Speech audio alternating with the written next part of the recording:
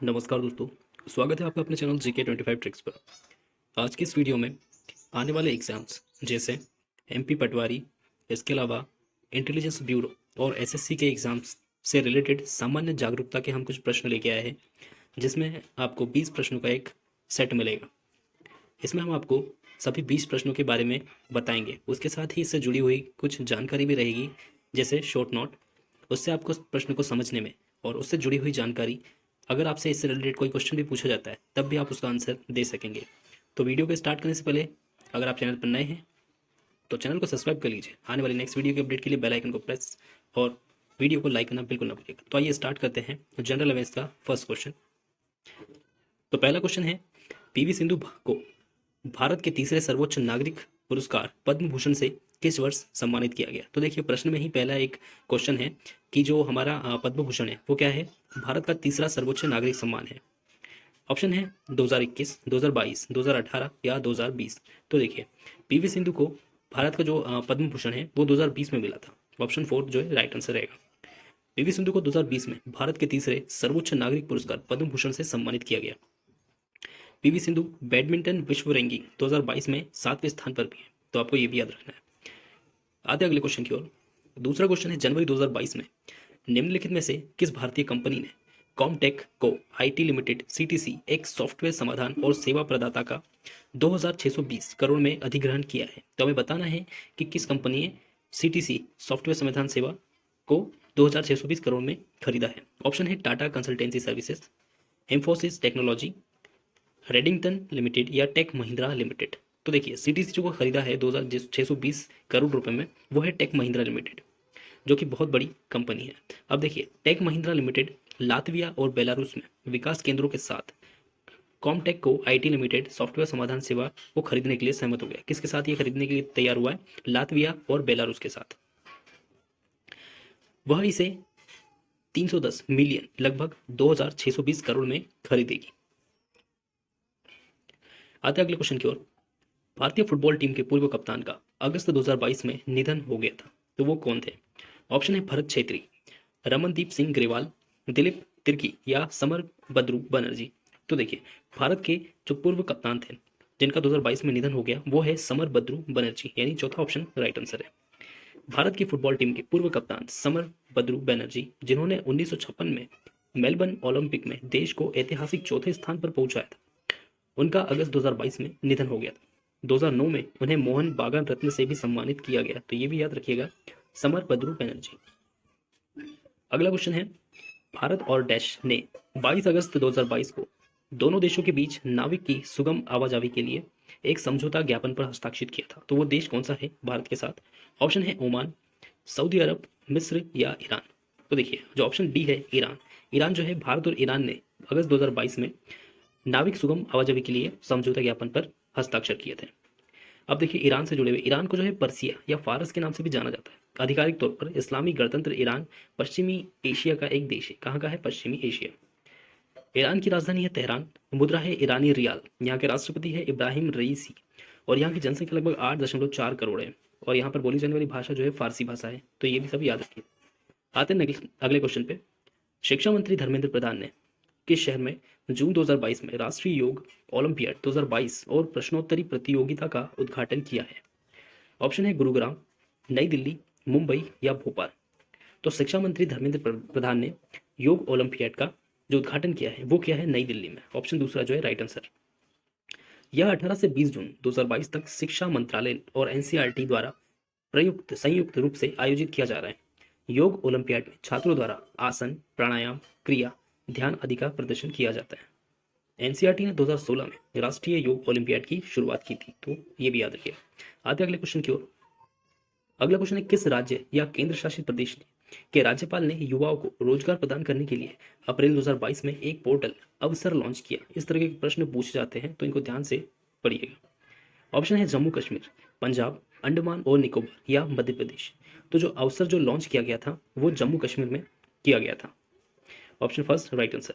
तो जम्मू कश्मीर के जो उपराज्यपाल है, क्या नाम है इनका? मनोज सिन्हा। इन्होंने 11 अप्रैल 2022 को पोर्टल अवसर लॉन्च किया था। पोर्टल को मिशन यूथ द्वारा कनेक्ट टू अपॉर्चुनिटीज इनिशिएटिव के तहत लॉन्च किया गया। इसका उद्देश्य जो है विभिन्न कंपनियों को कौशल और रोजगार क्षमता वाले जम्मू कश्मीर के युवाओं को जुड़ना था, यानी ये रोजगार से जुड़ा हुआ है। आते हैं अगले क्वेश्चन की ओर। अगला क्वेश्चन है, रक्षा अनुसंधान और विकास संगठन डीआरडीओ और डैश ने 23 अगस्त 2022 को vertical launch short range surface to air missile VLSR-SAM का सफलतापूर्वक परीक्षण किया। ऑप्शन है भारतीय नौसेना, भारतीय सेना, भारतीय वायुसेना या भारतीय तटरक्षक। तो रक्षा अनुसंधान जो डीआरडीओ है उसने भारतीय नौसेना के साथ जो है इसका परीक्षण किया था। ऑप्शन जो फर्स्ट है राइट आंसर। इसका परीक्षण ओडिशा के तट पर चांदीपुर में एकीकृत परीक्षण रेंज में किया गया था, ओडिशा के तट पर। और मिसाइल को डीआरडीओ द्वारा स्वदेशी रूप से डिजाइन और विकसित किया गया। इसका उद्देश्य निकट सीमा पर विभिन्न हवाई खतरों को बेअसर करना है। आते अगले क्वेश्चन की ओर। आठवां क्वेश्चन है, किस देश ने 2024 के बाद अंतर्राष्ट्रीय अंतरिक्ष स्टेशन ISS को छोड़ने का फैसला किया है। ऑप्शन है फ्रांस, जापान, चीन या रूस। तो देखिए 2024 के बाद अंतर्राष्ट्रीय अंतरिक्ष को छोड़ने का फैसला जो है वो रूस ने किया, क्योंकि रूस और संयुक्त राज्य अमेरिका के बीच तनाव चलता रहता है, इसलिए रूस ने यह फैसला किया था। तो चौथा ऑप्शन राइट आंसर है। रूस ने 2024 के बाद अंतर्राष्ट्रीय अंतरिक्ष स्टेशन को छोड़ने का फैसला किया है। ISS एक बहुराष्ट्रीय सहयोगी परियोजना है जिसमें 5 प्रतिभागी अंतरिक्ष एजेंसियां शामिल है। 5 अंतरिक्ष एजेंसियां कौन कौन सी है? नासा है जो कि अमेरिका की है, रॉसमोस्कॉस रूस की, जापान की जाक्सा, यूरोप की ESA और कनाडा की CSA। और यह 1998 से पृथ्वी की कक्षा में स्थित है। अगला क्वेश्चन है, अगस्त 2022 में उत्तराखंड के ब्रांड एम्बेसडर के रूप में किसे नियुक्त किया गया? ऑप्शन है उर्वशी रौतेला, आमिर खान, ऋषभ पंत या श्रेया घोषाल। तो देखिए उत्तराखंड के जो ब्रांड एम्बेसडर है वो ऋषभ पंत को लिया गया है, क्योंकि उनका जन्म भी वहीं से हुआ है और ये क्रिकेट के बहुत बड़े खिलाड़ी है। उत्तराखंड के मुख्यमंत्री पुष्कर सिंह धामी, याद रखिएगा उत्तराखंड के मुख्यमंत्री कौन है? पुष्कर सिंह धामी। 11 अगस्त 2022 को क्रिकेट ऋषभ पंत को राज्य का ब्रांड एम्बेसडर बनाया। पंत का जन्म उत्तराखंड के हरिद्वार जिले में रुड़की में हुआ था। IPL में वह दिल्ली की राजधानियों का प्रतिनिधित्व करते हैं और टीम के कप्तान भी हैं, तो ये भी याद रखिएगा। आते अगले क्वेश्चन की ओर। अगला क्वेश्चन है, लक्ष्मी भंडार योजना ने महिला एवं बाल विकास श्रेणी में 2022 स्कॉच अवार्ड प्राप्त किया है। यह योजना किस राज्य से संबंधित है? तो लक्ष्मी भंडार योजना में महिला बाल विकास स्कॉच अवार्ड जो है वो पश्चिम बंगाल को मिला है। तो फर्स्ट ऑप्शन है राइट आंसर है, पश्चिम बंगाल को स्कॉच अवार्ड। तो याद रखिएगा पश्चिम बंगाल सरकार की लक्ष्मी भंडार योजना को महिला एवं बाल विकास श्रेणी में 2022 स्कॉच अवार्ड मिला है। पश्चिम बंगाल ने 25 से 60 वर्ष की आयु वर्ग की एक परिवार की महिला मुखिया को वित्तीय सहायता प्रदान करने के लिए 2021 में यह योजना शुरू की थी। इस योजना के तहत सामान्य और अनुसूचित जाति, अनुसूचित जनजाति वर्ग की महिलाओं को 500 से 1000 रुपए प्रति माह दिए जाते हैं। वहीं स्कॉच अवार्ड की जो स्थापना है वो 2003 में हुई थी, तो ये भी याद रखने की बात है। आते अगले क्वेश्चन की ओर। जनवरी 2023 में सुप्रीम कोर्ट ने फैसले के अनुसार निम्नलिखित में से कौन सा मौलिक अधिकार राज्य या उसकी इकाइयों के अलावा अन्य व्यक्तियों के खिलाफ भी लागू किया जा सकता है? कौन सा मौलिक अधिकार है जो राज्य के अलावा व्यक्तियों पर भी लागू किया जा सकता है? तो ऑप्शन अनुच्छेद 19, अनुच्छेद 20, अनुच्छेद 21 या 19 और 21। तो ऑप्शन चौथा जो है राइट आंसर रहेगा 19 और 21। सुप्रीम कोर्ट ने कहा है कि संविधान के अनुच्छेद 19 और 21 में निहित मौलिक अधिकार न केवल राज्य और इसकी इकाइयों बल्कि अन्य लोगों के खिलाफ भी लागू किए जा सकते हैं। भारत के संविधान का अनुच्छेद 19 भाषण और अभिव्यक्ति की स्वतंत्रता के अधिकार की गारंटी देता है और आमतौर पर राज्य के खिलाफ लागू होता है। तो याद रखिएगा 19वां जो है अभिव्यक्ति की स्वतंत्रता का अधिकार होता है। अगला क्वेश्चन है, space tech startup Agnikul Cosmos ने किस शहर में भारत का पहला रॉकेट इंजन कारखाना खोला है? ऑप्शन है बेंगलोर, हैदराबाद, मुंबई या Chennai. Space tech startup Agnikul Cosmos ने चेन्नई में जो है अपना कारखाना खोला है। चौथा ऑप्शन राइट आंसर है। 13 जुलाई 2022 को space tech startup Agnikul Cosmos ने चेन्नई में 3D प्रिंटेड रॉकेट इंजन बनाने वाले भारत के पहले कारखाने का उद्घाटन किया है। इस निर्माण केंद्र का नाम रॉकेट फैक्ट्री 1 रखा गया है और इसका अनावरण टाटा सन्स के अध्यक्ष N चंद्रशेखरन और इसरो के अध्यक्ष S सोमनाथ ने किया है। याद रखिएगा इसरो के जो अध्यक्ष है अभी के सिवन नहीं है, वो है S सोमनाथ। कई बार होता है कि आप जो है के सिवन लगा देते हैं, लेकिन अध्यक्ष जो है वो सोमनाथ है। और इसी के अलावा टाटा सन्स के अध्यक्ष जो है वो चंद्रशेखर है, N चंद्रशेखरन। अगला क्वेश्चन आते हैं, केंद्र सरकार ने सशस्त्र बलों में युवाओं की भर्ती के लिए किस योजना को मंजूरी दी है? ऑप्शन है समय, योद्धा, अजय युवा या अग्निपथ। तो देखिए केंद्र सरकार ने अभी भर्तियों के बारे में जो है अभी न्यूज़ में भी कई बार हाईलाइट चल रहा था अग्निपथ के बारे में। तो जो डी ऑप्शन है अग्निपथ वो राइट आंसर है। अब देखिए केंद्र द्वारा सशस्त्र बलों की युवाओं की भर्ती हेतु अग्निपथ नामक योजना को मंजूरी दी है। इस योजना के तहत चयनित युवाओं को अग्निवीर के रूप में जाना जाएगा। अग्निवीर भर्ती आपने सुना होगा। उन्हें 3 सेवाओं में लागू जोखिम और कठिनाइयों भत्ते के साथ एक आकर्षक मासिक पैकेज मिलेगा और ये 4 साल तक की अवधि तक रहेगा, यानी 4 साल होने पर इन्हें जो है एकमुश्त सेवा निधि पैकेज का भुगतान किया जाएगा। अगला क्वेश्चन है, केंद्र सरकार ने उच्च शिक्षण संस्थानों के मूल्यांकन और मान्यता को मजबूत करने के लिए एक समिति का गठन किया है। समिति के अध्यक्ष कौन है? केंद्र सरकार ने किया है उच्च शिक्षण संस्थानों यानी बड़ी बड़ी जो संस्थाएं हैं उनको मजबूत करने के लिए एक समिति गठन की है और उसके जो अध्यक्ष है वो है डॉक्टर के राधाकृष्णन। तो फर्स्ट वाला ऑप्शन जो है डॉक्टर के राधाकृष्णन। समिति राष्ट्रीय शिक्षा नीति 2020 में परिकल्पित राष्ट्रीय प्रत्यायन परिषद के लिए एक रोडमैप भी तैयार करेगी। इसकी अध्यक्षता आईआईटी कानपुर के बोर्ड ऑफ गवर्नर्स के अध्यक्ष कौन है? आईआईटी कानपुर के बोर्ड ऑफ गवर्नर्स के अध्यक्ष है राधाकृष्णन, डॉक्टर के राधाकृष्णन। केंद्रीय शिक्षा मंत्री जो है हमारे वो है धर्मेंद्र प्रधान, तो याद रखिएगा। अगला क्वेश्चन है, भारत में जून 2022 में high speed expendable aerial target का सफलतापूर्वक परीक्षण किया गया। ऑप्शन है शत्रु, अस्त्र, प्रबल या अभ्यास। तो भारत में जून 2022 में हाई स्पीड जो एक्सटेंबल एरियल टारगेट जो है वो है अभ्यास। तो अभ्यास। भारत में 29 जून 2022 को विदेशी रूप से डिजाइन किए गए अभ्यास एक high speed expendable aerial target hit का सफलतापूर्वक परीक्षण किया है। परीक्षण रक्षा अनुसंधान और विकास संगठन डीआरडीओ द्वारा ओडिशा के चांदीपुर में एकीकृत परीक्षण रेंज से किया गया था। अभ्यास को वैमानिक विकास प्रतिष्ठान डीआरडीओ द्वारा विकसित किया गया है, तो ये भी याद रखिएगा। आते अगले क्वेश्चन की ओर। अगला क्वेश्चन है, किस सरकारी विभाग ने 6 मई 2022 को शैक्षणिक संस्थानों के लिए औषध नवाचार और उद्यमिता पर दिशा निर्देश जारी किए हैं? ऑप्शन है उर्वरक विभाग, रसायन और पेट्रो रसायन विभाग, औषध विभाग या गृह मंत्रालय विभाग। तो देखिए, सरकारी विभाग के बारे में बताना है जिसने 6 मई 2022 को शैक्षणिक संस्थानों के लिए औषध नवाचार दिशा निर्देश जारी किए हैं, तो वो है औषध विभाग।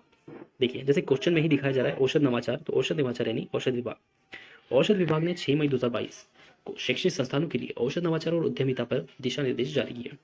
इस नीति दिशा निर्देशों का उद्देश्य अकादमिक अनुसंधान को नवीन और व्यावसायिक रूप से लागू प्रौद्योगिकियों में बदलना है। अगला क्वेश्चन है, सितंबर 2022 में यूएनडीपी ने मानव विकास सूचकांक 2021 में भारत की रैंक क्या है? ऑप्शन है 132वां, 71वां, 165वां या 121वां। तो यूएनडीपी की जो लिस्ट जारी हुई थी उसमें भारत की जो रैंक है वो 132वें नंबर पे। संयुक्त राष्ट्र विकास यूएनडीपी द्वारा जारी एक रिपोर्ट के अनुसार मानव विकास सूचकांक 2021 में भारत 191 देशों में 132वें स्थान पर है। वही भारत के कुछ पड़ोसी देश हैं जिनकी रैंक है श्रीलंका 73वें नंबर पर है, चीन है 79वें नंबर पर, बांग्लादेश 129वें नंबर पर, भूटान 127वें, भारत से ऊपर है। स्विट्जरलैंड जो है शीर्ष स्थान पर है। तो याद रखिएगा यूएनडीपी में जो स्विट्जरलैंड है वो फर्स्ट नंबर पर है और उसके बाद जो है नॉर्वे और आइसलैंड सेकेंड और थर्ड है। 2020 के सूचकांक में भारत 131वें नंबर पर था और अभी जो है 132वें नंबर पे आया है। अगला क्वेश्चन है 18वां, भारत के किस हवाई अड्डे ने ग्रीन हाउस गैस उत्सर्जन में कटौती के लिए सभी वाहनों को इलेक्ट्रिक वाहनों से बदलने का फैसला किया है? ऑप्शन है केम्पेगौड़ा अंतर्राष्ट्रीय हवाई अड्डा बेंगलोर, राजीव गांधी अंतर्राष्ट्रीय हवाई अड्डा हैदराबाद, सीएसएम अंतर्राष्ट्रीय हवाई अड्डा मुंबई, इंदिरा गांधी अंतर्राष्ट्रीय हवाई अड्डा दिल्ली। देखिए, जैसे क्वेश्चन में बताया गया जो ऑप्शन दिए, तो ऑप्शन में जो है हवाई अड्डों के बारे में दिया गया, मतलब कौन सा हवाई अड्डा कहाँ है, तो ये भी एक तरह से जो है याद करने लायक है आपके लिए। जैसे कैंप गोड़ा कहाँ का है? बेंगलोर का है, राजीव गांधी हैदराबाद, सीएसएम मुंबई और इंदिरा गांधी जो है वो दिल्ली का है। तो ये भी याद रखिएगा ताकि ये भी अगर पूछे आपसे तो ये भी बता सके। तो ऑप्शन जो है फोर्थ ऑप्शन है इंदिरा गांधी अंतर्राष्ट्रीय हवाई अड्डा। यहाँ पर इलेक्ट्रिक वाहनों को जो है हरित परिवहन कार्यक्रम के तहत चरणबद्ध तरीके से पेश किया गया, यानी कि जो धुआं जो ज़्यादा पुरानी गाड़ियाँ हैं जो ज़्यादा धुआं छोड़ती है उसको पर्यावरण को सुरक्षित बनाने के लिए जो है इलेक्ट्रिक वाहनों को जो है अभी पेश किया जाएगा। कार्यक्रम के हिस्से के रूप में दिल्ली हवाई अड्डा 3 से 4 महीनों के भीतर लगभग 62 इलेक्ट्रिक वाहनों जो है वो एयरपोर्ट पर लाए जाएंगे। अगला क्वेश्चन है, किस राज्य में नुआखाई नामक कृषि उत्सव मनाया जाता है? नुआखाई क्या है? एक कृषि उत्सव है, तो ये भी याद रखिएगा। ऑप्शन है पश्चिम बंगाल, गोवा, मणिपुर या ओडिशा। नुआखाई जो है वो ओडिशा का त्योहार है, तो ओडिशा में मनाया जाता है। नुआखाई मुख्य रूप से ओडिशा के लोगों द्वारा मनाया जाने वाला एक कृषि त्योहार है। चावल के नए मौसम का स्वागत करने के लिए यह त्योहार मनाया जाता है। नुआखाई 2 शब्दों का मेल है। नुआ का मतलब होता है नया और खाई का मतलब होता है खाना, यानी नए चावलों को जो है खाया जाता है, उसे कहते हैं नुआखाई त्योहार।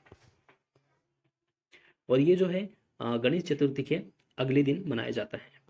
आते हैं अगले क्वेश्चन की ओर। अगला और लास्ट क्वेश्चन है, अप्रैल 2022 में केंद्रीय मंत्री धर्मेंद्र प्रधान द्वारा जारी पुस्तक बिरसा मुंडा जनजाति नायक के लेखक कौन है? देखिए इसका जो विमोचन है, मतलब जो जारी किया है वो किसने किया है? धर्मेंद्र प्रधान ने। किसका किया है? बिरसा मुंडा। ऑप्शन है हिम्मत सिंह शेखावत, मीना नैयर, श्री राम चोलिया या आलोक चक्रवाल। तो ऑप्शन चौथा जो है आलोक चक्रवाल राइट आंसर रहेगा। ये लेखक हैं बिरसा मुंडा। केंद्रीय शिक्षा और कौशल विकास मंत्री धर्मेंद्र प्रधान कौन है? केंद्रीय शिक्षा और कौशल विकास मंत्री हैं। 5 अप्रैल 2022 को बिरसा मुंडा नायक पुस्तक का विमोचन किया। इसे प्रोफेसर आलोक चक्रवाल, जो कि कुलपति गुरु घासीदास विश्वविद्यालय बिलासपुर में है, इन्होंने लिखा है। पुस्तक बिरसा मुंडा के संघर्ष और स्वतंत्रता आंदोलन में वनवासियों के योगदान को सामने लाने का एक व्यापक प्रयास है। तो ये थे हमारे टॉप 20 क्वेश्चंस, सभी के साथ एक जानकारी, और हर एक क्वेश्चन में, हर एक प्रश्न में जो है आपके लिए एक नया प्रश्न छुपा हुआ है, तो ये भी आप उनको भी आप ध्यान से देखिएगा। इसके अलावा आपके लिए क्वेश्चन भी है, आपको बताना है नेपाल की राजधानी क्या है? ऑप्शन है ढाका, काठमांडू, थिम्फू या बीजिंग। आप अपना आंसर हमें कमेंट करिएगा। वीडियो कैसी ली आप हमें कमेंट करके ज़रूर बताइएगा। और हमारी कई सारी वीडियोस हमारे चैनल पर उपलब्ध हैं, जो कि आपको सभी एग्जाम से रिलेटेड और अलग अलग विषयों से रिलेटेड मिल जाएगी। चैनल पर जाइए, चैनल को सब्सक्राइब करिए, आने वाली नेक्स्ट वीडियो के अपडेट के लिए बेल आइकन को प्रेस और वीडियो को लाइक करना बिल्कुल ना भूलिएगा। GK 25 tricks. जय हिंद, थैंक यू।